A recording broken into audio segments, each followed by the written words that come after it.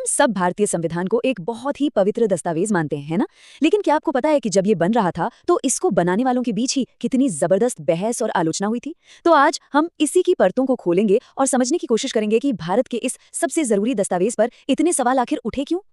ये जो बात है ना, ये किसी बाहरी आलोचक की नहीं है। ये संविधान सभा की ही एक सदस्य के हनुमंथैया ने कही थी। इससे पता चलता है कि अंदर ही अंदर कितना गहरा मतभेद था।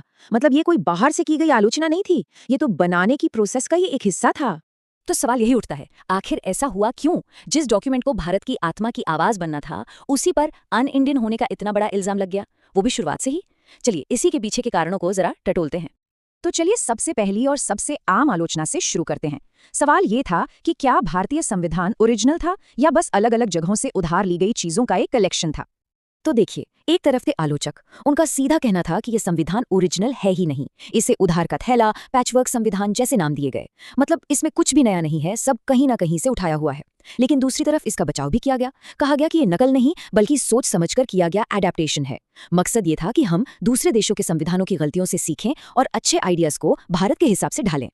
और फिर इस बहस में एंट्री होती है डॉक्टर बी आर अम्बेडकर की। उनका जवाब देखिए कितना जबरदस्त था। उन्होंने कहा कि देखिए, दुनिया के इतिहास में इस स्टेज पर आकर आप किसी नए संविधान से पूरी तरह ओरिजिनल होने की उम्मीद नहीं कर सकते। असली इनोवेशन, असली नवीनता आंख बंद करके कॉपी करने में नहीं है, बल्कि दूसरों के आइडियाज को लेकर, उनकी कमियों को दूर करके और उन्हें भारत की जमीनी हकीकत के हिसाब से ढालने में है।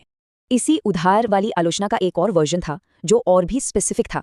ये कहा गया कि संविधान बनाने वालों ने ज्यादा मेहनत नहीं की, बस 1935 के गवर्नमेंट ऑफ इंडिया एक्ट को उठाया और उसमें थोड़े बहुत बदलाव करके पेश कर दिया। मतलब ये एक तरह से कार्बन कॉपी है। और इस इल्जाम को हवा देने वाले कई बड़े नाम थे, जैसे एन श्रीनिवासन ने कहा कि ये भाषा और सार दोनों में 1935 एक्ट की एक करीबी कॉपी है। फिर एक ब्रिटिश कॉन्स्टिट्यूशनल एक्सपर्ट थे सर आइवर जेनिंग्स, उन्होंने तो यहां तक कह दिया कि कई प्रोविजन तो almost word for word copy किए गए हैं।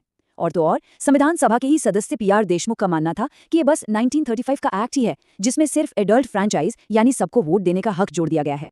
अब इस पर डॉक्टर अंबेडकर का जवाब, वो बिल्कुल भी डिफेंसिव नहीं थे। उन्होंने बिना किसी झिझक के संविधान सभा में कहा कि हाँ, हमने 1935 के एक्ट से प्रशासनिक डिटेल्स ली हैं और इसमें कुछ भी गलत नहीं है, इसमें शर्मिंदा होने वाली कोई बात ही नहीं है। क्यों? क्योंकि ये चीजें टाइम टेस्टेड थीं। उनका तर्क सीधा था, अच्छे विचारों पर किसी का पेटेंट नहीं होता। चलिए अब एक और भी गहरी आलोचना की तरफ चलते हैं। ये आलोचना सिर्फ उधार लेने की नहीं थी, इसने तो संविधान की कल्चरल और पॉलिटिकल आइडेंटिटी पे ही सवाल उठा दिया था। आरोप ये था कि हमारा संविधान अन इंडियन है, भारत विरोधी है। मतलब आलोचकों का कहना था कि ये दस्तावेज भारत की सदियों पुरानी राजनीतिक परंपराओं और यहाँ की मिट्टी की खुशबू को नहीं दिखाता।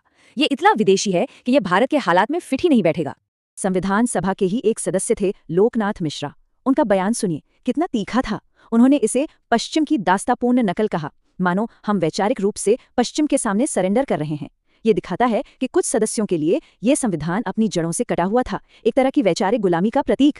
हद तो तब हो गई जब एक और सदस्य लक्ष्मी नारायण साहू ने तो भविष्यवाणी ही कर दी कि ये संविधान लागू होने के तुरंत बाद टूट जाएगा। उनका मानना था कि जिन आइडियल्स पर यह बना है वो भारतीय है ही नहीं, इसलिए सिस्टम चलेगा ही नहीं, ढह जाएगा। खैर, आज इतने दशकों बाद हम जानते हैं कि ये भविष्यवाणी कितनी गलत साबित हुई। अब अगली आलोचना को समझने के लिए एक कॉन्सेप्ट समझना जरूरी है, ग्राम स्वराज। ये महात्मा गांधी का सपना था, एक ऐसा पॉलिटिकल सिस्टम जहां असली ताकत दिल्ली में नहीं बल्कि गांव-गांव में हो, एक बॉटम अप अप्रोच जहां व्यवस्था नीचे से ऊपर की तरफ बने। और इसी बात पर एक और बड़ी आलोचना हुई कि संविधान अन गांधीयन है, मतलब गांधीवादी नहीं है। आलोचकों ने कहा कि इसने तो राष्ट्रपिता की फिलॉसफी को, खासकर उनके ग्राम स्वराज के विजन को पूरी तरह इग्नोर कर दिया है। टी प्रकाशम जैसे सदस्यों ने तो इसका ठीकरा सीधे सीधे डॉक्टर अंबेडकर पर फोड़ा।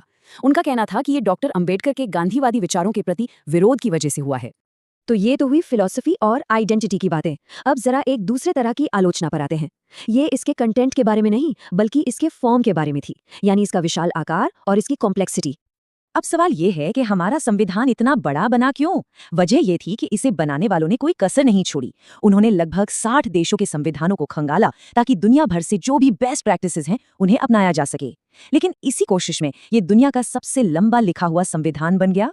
और इसी बड़े आकार पर एक बहुत ही मजेदार टिप्पणी की गई। संविधान सभा के एक सदस्य थे एच.वी. कामथ। उन्होंने कहा, हमारी संविधान सभा का प्रतीक एक हाथी था और शायद ये इसी के मुताबिक है कि हमारा संविधान भी दुनिया का सबसे भारी भरकम संविधान है। क्या कमाल की तुलना है ना? तो सिर्फ साइज ही नहीं, इसकी भाषा भी एक मसला थी। आलोचकों का कहना था कि इसकी लीगल लैंग्वेज और जार्गन इतना कॉम्प्लिकेटेड है कि आम आदमी तो इसे समझ ही नहीं सकता। और इसी वजह से एक और इल्जाम लगा कि ये वकीलों का स्वर्ग है। वही British expert sir Ivor Jennings ने इस बात को एक लाइन में कह दिया, it is a lawyers paradise. उनका मानना था कि ये डॉक्यूमेंट जरूरत से ज्यादा लंबा और पेचीदा है, और ये लाइन इस बात का सिंबल बन गई कि संविधान आम भारतीय के लिए नहीं बल्कि वकीलों के लिए बनाया गया है। तो इतनी सारी आलोचनाएं सुनने के बाद सवाल ये उठता है कि हम आज कहाँ खड़े हैं। चलिए इन सारी बहसों को समेटते हैं और देखते हैं कि इस डॉक्यूमेंट की असली लेगेसी, इसकी विरासत क्या है। तो हमने देखा कि बहसें कई थीं, ओरिजिनल है या उधार का, विदेशी है या भारतीय मिट्टी के लिए सही, इसमें गांधी की सोच है या अंबेडकर का विजन, और इसका जो इतना बड़ा और कॉम्प्लेक्स फॉर्म है वो इसकी ताकत है या कमजोरी। ये सारे सवाल आज भी रेलेवेंट हैं। लेकिन इन सारी भविष्यवाणियों और आलोचनाओं के ऊपर एक सच्चाई है, और वो ये कि भारतीय संविधान टिका रहा, और सिर्फ टिका ही नहीं, इसने दुनिया के सबसे बड़े लोकतंत्र को आज तक एक साथ बांध कर रखा है। इसका जो लचीलापन है, समय के साथ खुद को ढालने की जो इसकी ताकत है, वही उन शुरुआती डरों का सबसे बड़ा जवाब है। और आखिर में एक बार फिर डॉक्टर अंबेडकर के शब्दों को याद करते हैं। उनका मानना था कि जो लोग इसे सिर्फ एक अंधी नकल कहते हैं, उन्होंने असल में संविधान को ठीक से पढ़ा ही नहीं है। उनका कहना था कि अगर आप सतह के नीचे देखेंगे तो आपको एक यूनिक भारतीय दस्तावेज बनाने की एक सोची समझी कोशिश दिखाई देगी। तो मैं एक सवाल के साथ बात खत्म करना चाहूंगा। जिन चीज़ों को लेकर शुरुआत में इसकी सबसे ज़्यादा आलोचना हुई कि ये अलग अलग जगहों से लिया गया है, कि ये बहुत बड़ा और डिटेल्ड है, क्या वही चीज़ें असल में इसकी सबसे बड़ी ताकत है? क्या पता इसका ये पैचवर्क या खिचड़ी होना ही वो सीक्रेट इंग्रेडिएंट हो जिसने इसे इतने दशकों तक रेलेवेंट और रेजिलिएंट बनाए रखा है। इस पर सोचिएगा ज़रूर।